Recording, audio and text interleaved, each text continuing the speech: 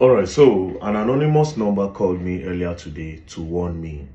The person said, "Very dark man, when you are coming back to Nigeria, make sure you do not announce it.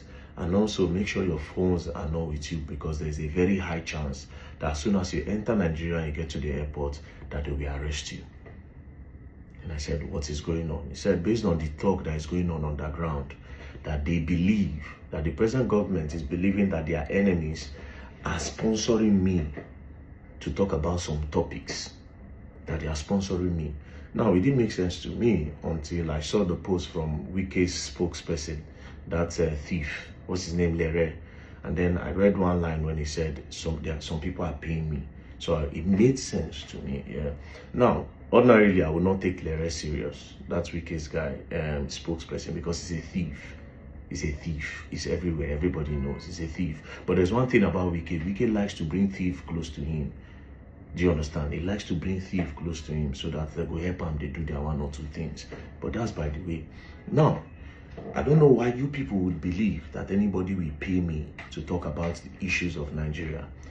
But this is the thing. I would rather you arrest me.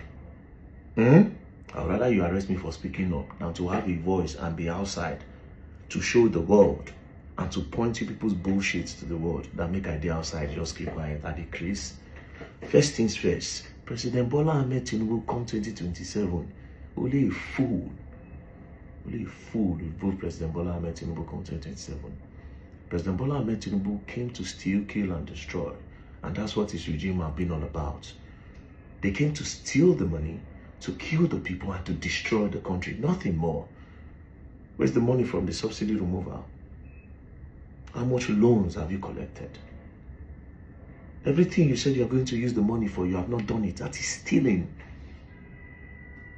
You obtained from Nigerians. So President Bola Ahmed Tinubu and the people, thieves. These people are thieves. Unless they are ready to account for that money for the subsidy removal, they are thieves.